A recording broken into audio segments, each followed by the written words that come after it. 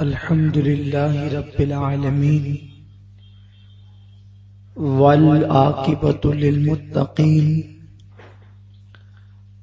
والصلاة والسلام علی سید الانبیاء والمرسلین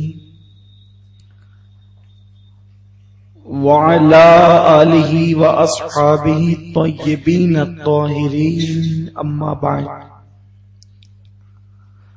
فاعوذ باللہ من الشیطان الرجیم بسم اللہ الرحمن الرحیم وَلِمَنْ خَافَ مَقَامَ رَبِّهِ جَنَّتَانِ صدق اللہ العظیم۔ غوث اعظم بمنے بے سرو سامان مددے، قبلہ دین مددے، کعبہ ایمان مددے، بگردہ بے بلا افتادہ کشتی، ضعیفانو شکستہ رات پشتی، بحق کے خواجہ عثمان ہارون، مدد کن یا معین الدین چشتی، مدد کن یا معین الدین چشتی، مدد کن یا معین الدین چشتی۔ الصلاة والسلام علیک یا رسول اللہ،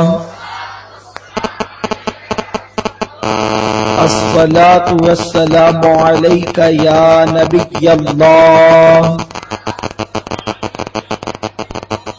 الصلاة والسلام علیک یا حبیب اللہ، وعلى آلك وأصحابك يا نور الله،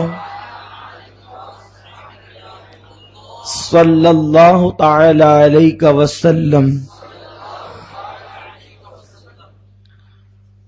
دل میں ہو یاد تیری گوشے تنہائی ہو،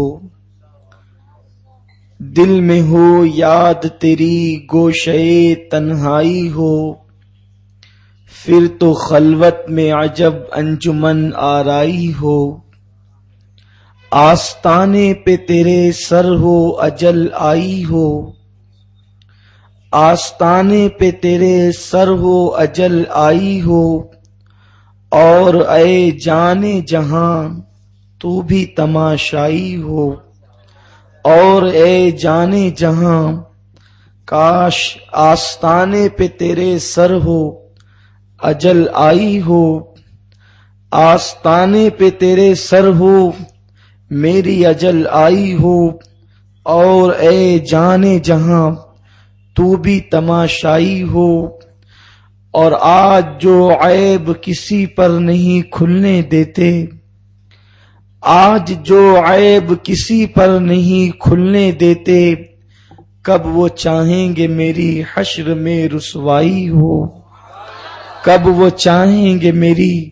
حشر میں رسوائی ہو، اور کبھی ایسا نہ ہوا ان کے کرم کے صدقے، کبھی ایسا نہ ہوا ان کے کرم کے صدقے، ہاتھ کے پھیلنے سے پہلے نہ بھیک آئی ہو، ہاتھ کے پھیلنے سے پہلے نہ بھیک آئی ہو، اور یہی منظور تھا قدرت کو کہ سایہ نہ بنے،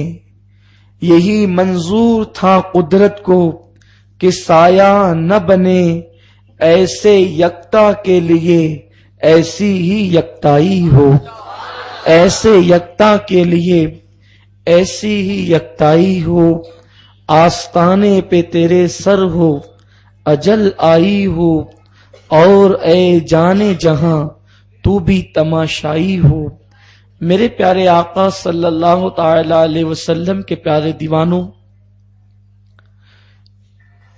جس آیے کریمہ کی تلاوت کرنے کا میں نے شرف حاصل کیا ہے،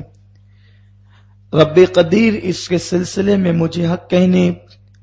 اور آپ تمامی حضرات کو حق سن کر اس پر عمل کرنے اور اسے عام کرنے کی توفیق عطا فرمائے۔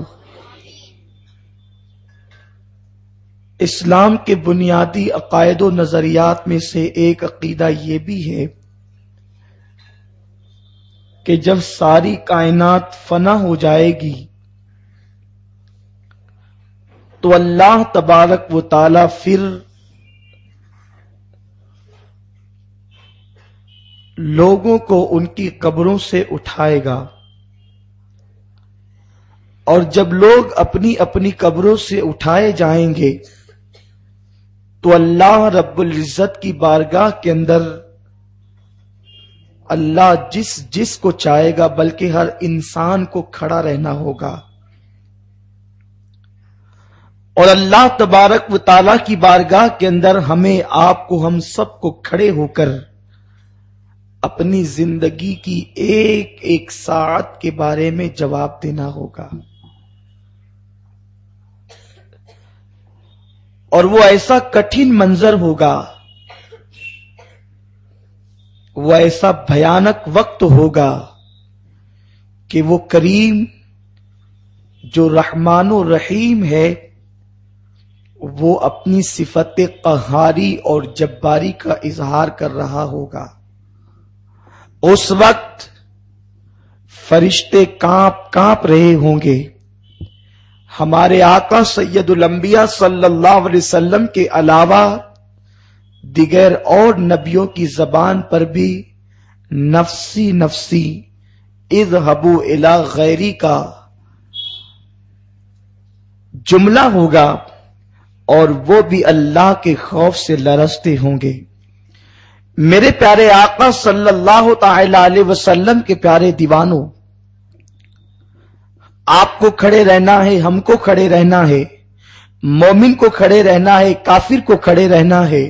نیک کو کھڑے رہنا ہے، بد کو کھڑے رہنا ہے،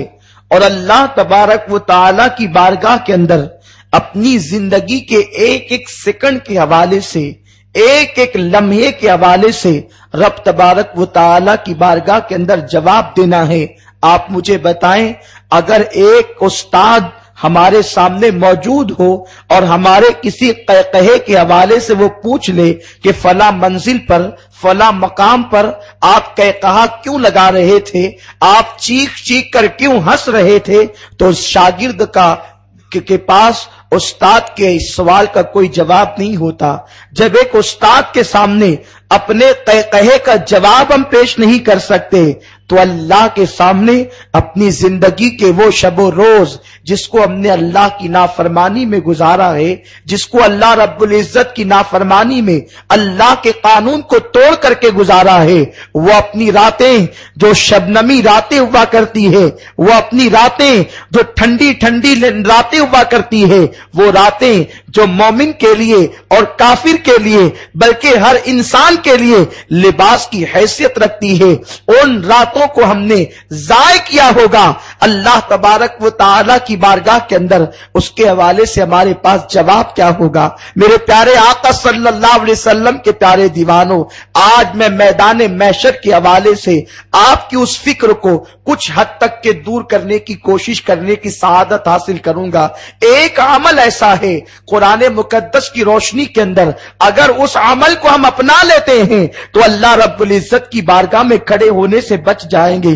اللہ کی بارگاہ میں کھڑے ہونے سے محفوظ ہو جائیں گے۔ میرے پیارے آقا صلی اللہ علیہ وسلم کے پیارے دیوانوں، اور اگر اس ضابطے کو ہم نے سینے سے لگا کر اس پر عمل کرنے کی کوشش کی تو انشاءاللہ تبارک و تعالی دنیا ہی کے اندر فرشتوں کی زبانی دو جنتوں کی بشارت حاصل کریں گے۔ میرے پیارے آقا صلی اللہ تعالی علیہ وسلم کے پیارے دیوانوں، آج گناہ ہمیں دعوت دے رہے ہیں، گناہ قدم قدم پر دعوت دے رہے ہیں۔ انٹرنیٹ پر آپ بیٹھیں، اگر کسی عالم کا بیان سننے کے لیے آپ یوٹیوب پر سرچ کریں تو آپ عالم کے خطابات بعد میں آتے ہیں، گندی تصویریں پہلے آتی ہیں، ننگے مناظر پہلے آتے ہیں۔ ایک نوجوان، اب اس کا شدید ترین امتحان ہے کہ وہ عالم کا بیان ڈھونڈنے کے لیے بیٹھا تھا، کسی کتاب کو ڈھونڈنے کے لیے بیٹھا تھا، وہ نعت کی محفل میں شرکت کے لیے بیٹھا تھا، ایسے عالم میں سامنے گندی تصویر آ گئی، اور پھر شیطان اور نفس دونوں مل کر کے اس کو ورگلانے کی کوشش کرتے ہیں۔ انسان عالم کے چہرے کی زیارت کرنے کی بجائے، انسان نعت مصطفیٰ کی محفل میں انٹرنیٹ پر شرکت کی بجائے یا اپنے تجارتی معاملات میں آگے بڑھنے کی بجائے اسی میں الجھ کر رہ جاتا ہے اور ایسا پیچیدہ مرحلہ آتا ہے کہ اس کے پیر اسی میں الجھ جاتے ہیں اور پھر اللہ اکبر انگلیاں آگے بڑھتی رہتی ہے، بٹن دبتے رہتے ہیں اور انسان کہاں چلا تھا اور وہ کہاں پہنچ جاتا ہے۔ آج کی اس پرفتن دور میں، آج کے اس عریانیت زدہ دور میں اپنے آپ کو گناہوں سے بچانا بڑا مشکل مرحلہ ہے، مگر لوگوں کو اگر پتا چل جائے کہ گناہوں سے بچنے والے کو اللہ تبارک و تعالیٰ کیا اجر عطا فرمائے گا تو لوگ کبھی گناہ کے قریب سے گزرنے کی کوشش نہیں کریں گے۔ میرے پیارے آقا صلی اللہ تعالی علیہ وسلم کے پیارے دیوانوں، آج انٹرنیٹ ہماری ضرورت بن چکا ہے۔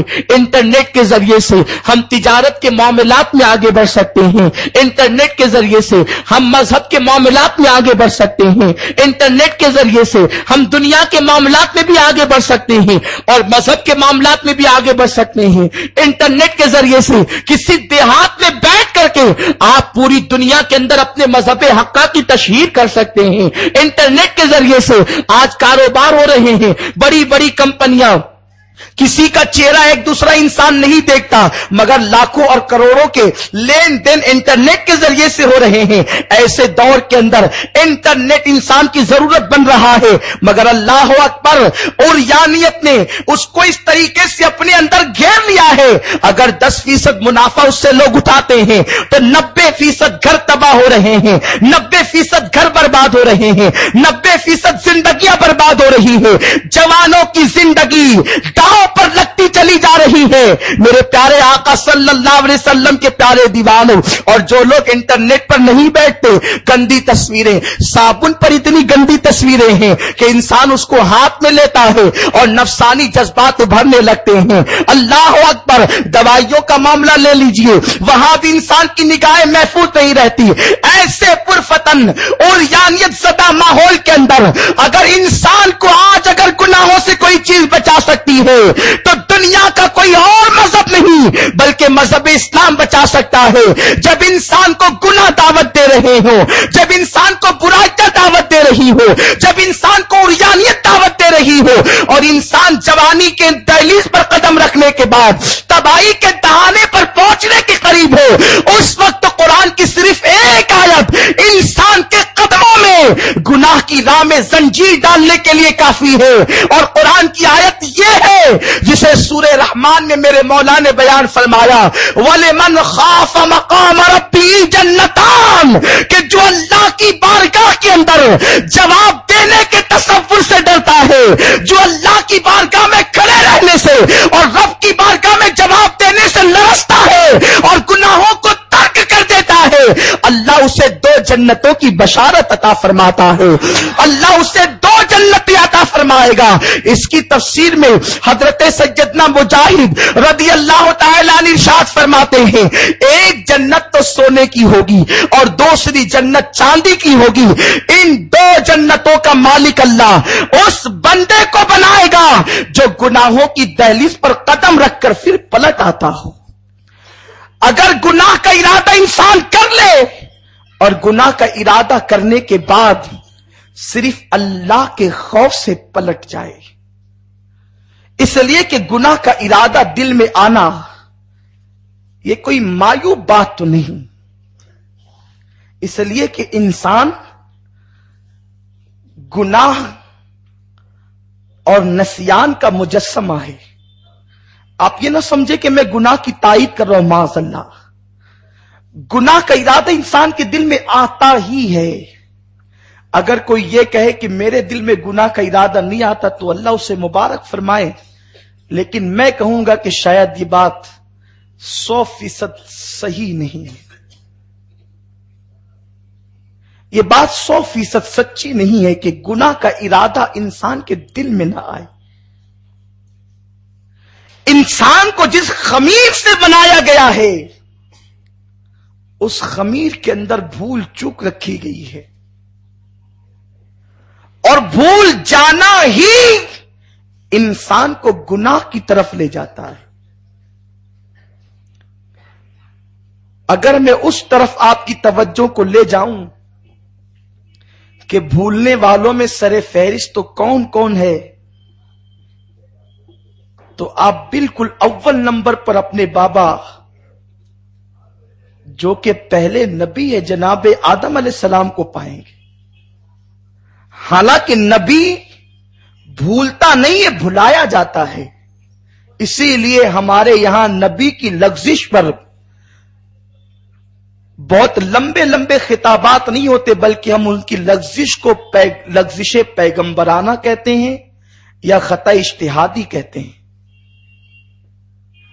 کیونکہ انبیاء کرام کی بھول چوک میں بھی اللہ رب العزت کی بڑی عظیم حکمت ہے. جب تک کہ آدم جنت میں رہتے تو جناب شیس اور جناب نوح جیسے لوگ دنیا میں نہ آتے. ظاہر سی بات ہے دنیا کے اندر انسانوں کی آبادی بڑھنی تھی، اس لیے اللہ تبارک و تعالیٰ نے ایک بہانے سے حضرت آدم علیہ السلام کو جنت کے باہر کر دیا. بہرحال بھول چوک تو ہوئی ہے. تو انسان گناہوں کا مجسمہ ہے، انسان نسیان کا مجسمہ ہے. تو انسان کے دل کے اندر گناہ کا تصور ضرور آتا ہے، گناہ کا خیال ضرور آتا ہے، مگر جب بندے کے دل کے اندر گناہ کا تصور آئے اور گناہ کا خیال آئے، بلکہ بندہ گناہ کی راہ پہ چل بھی پڑے اور بس یہی تصور اسے گناہ سے روک دے کہ اللہ کی بارگاہ میں کھڑے ہو کر جواب دینا ہے. رب مجھ سے سوال کرے گا، مجھے رب کی بارگاہ میں ضرور عرض کرنا ہے، اور اسی تصور سے وہ گناہوں سے لوٹ جائے، گناہ سے تائب ہو جائے. اللہ نے اس بندے کے لیے وعدہ کیا کہ اللہ اسے 2 جنتیں عطا فرمائے گا. ایک جنت سونے کی جنت اسے ملے گی جو گناہ کی طرف کم جاتا ہو اور گناہ کی طرف سے تیزی سے بھاگتا ہو. نیکیاں کرنے والوں کے لیے بھی بشارت ہے، مگر نیکی کرنے والوں کے لیے ایک جنت کی بشارت ہے. ان الابرار لفی نعیم، کہ بے شک جو نیک ہے ان کے لیے جنت ہے. نیکوں کے لیے اللہ نے جنت بنائی. نیکوں کے لیے ایک جنت کا اعلان. جو لوگ نیکیاں کرتے ہیں، نماز پڑھ رہے ہیں، تہجد پڑھ رہے ہیں، روزہ رکھ رہے ہیں، ہر سال حج کر رہے ہیں، ماہ رمضان کے روزے رکھ رہے ہیں، تو اگر ان کا شمار ابرار میں ہو گیا تو قرآن کہتا ہے ان الابرار لفی نعیم، کہ نیکوں کے لیے جنت ہے. نیکیاں کرنے والوں کے لیے ایک جنت کا اعلان کیا گیا، اور گناہ سے بچنے والوں کے لیے قرآن کہتا ہے وَلِمَنْ خَافَ مَقَامَ رَبِّهِ جنتان، جو اللہ کی بارگاہ میں کھڑے ہونے سے ڈر کر گناہوں کو چھوڑ دیتے ہیں، اللہ انہیں 2 جنتیں عطا فرمائے گا. گناہ سے بچنے والوں کی فضیلت زیادہ ہے، گناہ سے بچنے والوں کا مقام بلند ہے. حضرت سیدنا مالک ابن دینار رضی اللہ تعالی نے ارشاد فرماتے ہیں جنت الفردوس اور جنت عدن کے درمیان ایک جنت ہے جس کا نام جنت نعیم ہے. اس کے نام ہی سے پتا چلتا ہے کہ یہ جنت کیسی ہے.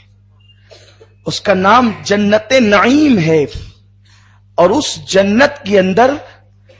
کچھ لڑکیاں ایسی ہے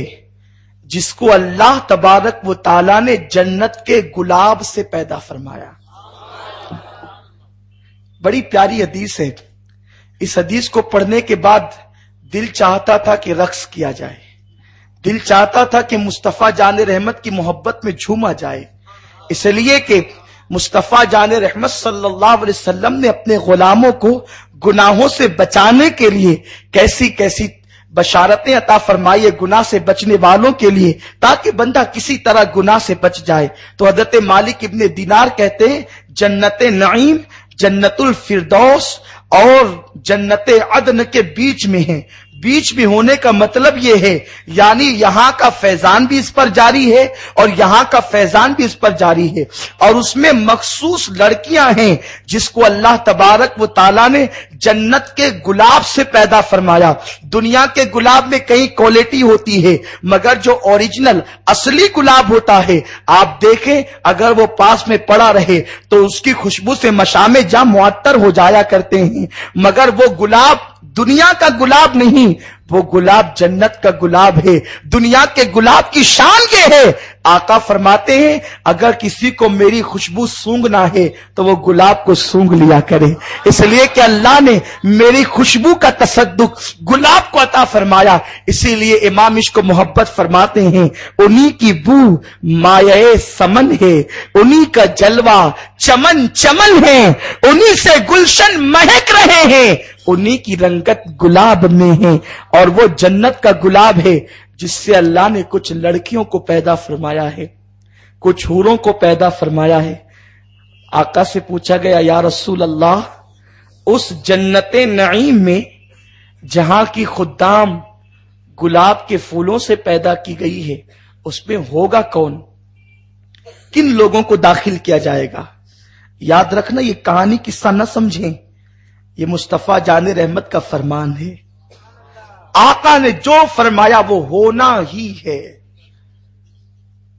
ان کی زبان پر خدا کا کلام بولا کرتا ہے۔ تو جب میرے آقا نے گلاب کی ان لڑکیوں کا تذکرہ کیا، اس لیے کہ جب کسی کے حسن کو تشبیہ دی جاتی ہے تو گلاب سے تشبیہ دی جاتی ہے کہ فلاں کا چہرہ تو کھلتا ہوا گلاب ہے، شگفتہ گلاب ہے، اس طرح سے لوگ کہتے ہیں، مگر کسی کو گلاب کہہ دینے سے وہ گلاب ہو نہیں جاتا، گلاب بہرحال گلاب ہے۔ وہاں حوران بہشت کو یا ان لڑکیوں کو گلاب سے تشبیہ نہیں دی آقا نے، بلکہ آقا فرماتے کہ اللہ نے ان کو گلاب سے، جنت کے گلاب سے پیدا فرمایا۔ تو صحابہ کرام کو ایک تجسس ہوا کہ آقا سے پوچھے کہ یا رسول اللہ وہاں کون ہوگا جہاں کے خدام گلاب کے پھول سے پیدا کیے گئے، جن کے خمیر میں گلاب ہے،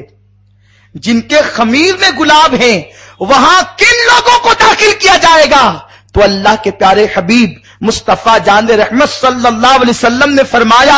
اس جنت نعیم میں جہاں گلاب سے پیدا ہونے والی لڑکیاں اور حوران بہشت ہے، ان نوجوانوں کو داخل کیا جائے گا جن کو گناہ دعوت دیتے ہیں اور وہ اللہ کے خوف سے اپنے دامن کو گناہ سے بچا لیا کرتے ہیں۔ اللہ ایسے لوگوں کو جنت نعیم عطا فرمائے گا۔ میرے پیارے آقا صلی اللہ علیہ وسلم کے پیارے دیوانوں، جس تصویر سے کوئی بو بھی نہیں آتی، اس تصویر سے نگاہوں کو آوارہ کرنے کی بجائے اگر ہم حیا کا پیرا بٹھا لیں، اگر انٹرنیٹ ہماری ضرورت ہی ہو چکی ہے، ہم اس پر فیس بک سے اپنے احباب سے گفتگو کر رہے ہوں یا بات چیت کر رہے ہوں، اور ایسے میں اگر سائٹ میں کوئی تصویر آ جائے تو ہم اس کی طرف توجہ کرنے کی بجائے اس آیت کو نگاہوں میں لائیں، وَلِمَنْ خَافَ مَقَامَ رَبِّهِ جَنَّتَانِ، جو اللہ کی بارگاہ میں کھڑے رہنے سے ڈرتے ہیں، اس لیے کہ یہاں جو چاہے آپ دیکھ لیں، یہاں جو چاہے جن چیزوں کا آپ مشاہدہ کر لیں، مگر ایک دن تو اللہ کی بارگاہ میں کھڑے ہونا ہوگا، ایک دن تو رب کی بارگاہ میں کھڑے ہونا ہوگا۔ مسلمانوں بتاؤ اس دن ہم اللہ کی بارگاہ میں کیسے کھڑے رہیں گے؟ پیارے آقا صلی اللہ علیہ وسلم کے پیارے دیوانوں، اس لیے اگر اس دن اللہ رب العزت کے غضب سے بچنا ہے، قہار کے غضب سے بچنا ہے، تو آج گناہوں کو ترک کر دیا جائے، اللہ کی بارگاہ میں کھڑے ہونے کے تصور سے ڈرتے ہوئے، کانپتے ہوئے۔ آج میں آپ کو بتاؤں، جو لوگ اللہ سے ڈرتے ہوئے گناہوں کو ترک کر دیتے ہیں، ان کا مرتبہ کتنا بلند ہو جاتا ہے، انہیں دنیا میں بخشش کی ضمانت ملتی ہے۔ حضرت سیدنا عبداللہ ابن عمر رضی اللہ تعالیٰ عنہ فرماتے ہیں، ایک حدیث مبارکہ ایسی ہے جس کو اللہ کے رسول صلی اللہ علیہ وسلم بہت کثرت سے بیان کرتے تھے، یعنی حضور کو وہ بات اتنی پسند تھی کہ آقا بار بار بیان کرتے تھے، اور جو باتیں حضور کو پسند ہوتی آقا اس کو بہت بیان کرتے، اور جب بیان کرتے جب نیا لطف آتا تو حضرت عبداللہ ابن عمر فرماتے کہ میں نے وہ حدیث پاک حضور سید عالم صلی اللہ علیہ وسلم سے 7 مرتبہ سے زیادہ سنی ہے، انہوں نے خود 7 مرتبہ سے زیادہ سنی۔ اس لیے اگر کبھی اجتماع کے اندر کوئی بات مبلغین تکرار کے ساتھ بیان کریں، یعنی بار بار بیان کریں، تو اکتایا نہ کریں، اس لیے کہ جو بات دل کو پسند ہو اس کو بار بار بیان کرنا یہ میرے آقا کی سنت ہے۔ اور ہر مرتبہ وقت الگ ہوتا ہے، ساعت الگ ہوتی ہے. ممکن ہے کبھی قبولیت کی گھڑی آ گئی اور وہ بات قبول ہو گئی اور سب کے دل میں بیٹھ گئی تو اللہ اس پر عمل کی توفیق بھی عطا فرما دیتا ہے. تو حضرت عبداللہ ابن عمر کہتے ہیں میں نے خود 7 مرتبہ سنی آقا صلی اللہ علیہ وسلم سے یہ حدیث پاک. اب وہ حدیث پاک سنیں اور آپ بھی محظوظ ہوں. علامہ ابن جوزی رحمت اللہ تعالی علیہ نے اس کو بیان فرمایا ہے کہ کفل نام کا ایک آدمی تھا اور بنی اسرائیل میں وہ ایسا بے باک اور نڈر تھا کہ کوئی گناہ ہو وہ چھوڑتا ہی نہیں تھا. اس کا کام ہی تھا گناہ کرنا، اس کا کام ہی تھا برائی کرنا، اس کا کام ہی تھا بے حیائی کے اندر ملوث رہنا. ایک دن ایک بہت خوبصورت عورت کے قریب سے اس کا گزر ہوا اور اتفاق سے وہ عورت بیچاری بہت مجبور اور لاچار تھی، یعنی پیسوں کے معاملے میں مجبور تھی، اس کو پیسوں کی ضرورت تھی. اور کفل کو پتا چل گیا، وہ بڑا بے باک تھا. اس نے اس عورت کو کہا کہ میں تمہاری ضرورت پوری کر دیتا ہوں. اور اس کے بعد اس زمانے میں تقریباً 60 درہم یا 60 دینار اس نے نکالے اور نکالنے کے بعد اس خوبصورت عورت کو پیش کیا. اور پیش کرنے کے بعد اب اس کے پاس وہ اس حالت میں بیٹھ گیا کہ گویا وہ اس کے ساتھ بدکاری کرے. جیسے ہی اس حالت میں وہ بیٹھا اس عورت کے وجود پر کپ کپی طاری ہو گئی اور اس کا پورا وجود لرزنے لگا. کفل نے پوچھا کیوں کانپ رہی ہو، ڈرنے کی وجہ کیا ہے؟ اس عورت نے کہا آج سے پہلے کبھی میں نے یہ گناہ نہیں کیا تھا، مگر آج بہت بڑی مجبوری مجھے یہ گناہ کروا رہی ہے. آخر اللہ کی بارگاہ میں کھڑے ہو کر ان تمام احوال کو تو بیان کرنا ہوگا. جو وقت گزر رہا ہے اور ہم اس میں جو کچھ کریں گے اللہ کی بارگاہ میں پیشی ہوگی تو عرض کرنا ہوگا. بس اتنا سننا تھا. کفل کے دل کے اندر وہ بات اثر کر گئی اور اس نے کہا جو پیسے میں نے تم کو دیے ہیں وہ بھی لے جاؤ. جب تم نے آج سے پہلے گناہ کیا ہی نہیں ہے تو میری خاطر گناہ کیوں کرتی ہو؟ ہم لوگ تو گناہ کرتے ہی رہتے ہیں اور گنہگار ہیں، مگر یاد رکھو اب تم نے گناہ نہیں کیا تو اس گناہ کے اندر تم ملوث نہ ہونا. اور اس کے بعد اس نے اللہ رب العزت کے ڈر سے بس وہ ایک گناہ چھوڑا. ساری زندگی گناہ کرتا رہا، بس ایک گناہ اللہ کے خوف سے چھوڑ دیا. اور اسی رات جب وہ عورت نکل کر اس کے گھر سے گئی اس کو موت آئی. جب وہ مرا تو اس کے دروازے پر خط نور سے لکھا ہوا تھا اللہ نے کفل کی مغفرت فرما دی. حضور سید عالم کو یہ واقعہ اتنا پسند تھا کہ اکثر میرے آقا صحابہ سے اس کو بیان کرتے. اور آپ اندازہ فرمائیں کہ ساری زندگی انسان گناہ کرے، اللہ کے خوف سے ایک مرتبہ گناہ چھوڑ دے تو اللہ اس کے سارے گناہوں کی مغفرت کر دے. زندگی کے اندر کبھی اس بات کو داخل کرو، کچھ منزلیں تو ایسی ہو، کچھ مقامات تو ایسے ہو جب گناہ ہمیں دعوت دے رہے ہو اور صرف اللہ کی خاطر ہم ان گناہوں کو چھوڑ دیں. انشاءاللہ دیکھنا اللہ سے ڈر کر کے ایک گناہ چھوڑ کر دیکھو، دل کو وہ سکون ملے گا کہ کبھی ایسا سکون آپ کو کہیں نہ ملا ہوگا. اللہ کے لیے گناہ چھوڑنا یہ بڑے سکون کی بات ہے. حضرت سیدنا امام حسن بصری رضی اللہ تعالیٰ ارشاد فرماتے کہ ایک بنی اسرائیل کے اندر ایسی عورت تھی جس کو اللہ نے دنیا کا 1/3 حسن عطا فرمایا تھا. 1/3 حسن. آپ اندازہ فرمائیں 1/3 یعنی اگر حسن کے 3 حصے کیے جائیں، پوری کائنات کے حسن کے اگر 3 حصے کیے جائیں تو 1 حصہ اللہ نے اس عورت کو عطا کیا تھا. اتنی حسین تھی وہ عورت. اور اس کے پاس جب کوئی بندہ جاتا تو بندہ جانے کے بعد وہ یوں ہی کسی کو قبول نہیں کرتی تھی، بلکہ اس زمانے میں اس کی فیس 100 درہم تھی اور ہر ایک اس کو پیش نہیں کر سکتا تھا کیونکہ اس زمانے میں تو درہم اتنے مہنگے ہوتے تھے. ایک بہت بڑا عابد، یہ ان روایات کو میں آج اس لیے آپ کے سامنے پیش کر رہا ہوں کہ آج اپنے دل میں ہمیں ایک بات بٹھانا ہے کہ جب بھی دل گناہ کے لیے چاہے، کبھی کوئی منزل تو ایسی ہو جہاں یہ سوچ کر ہم گناہ چھوڑ دیں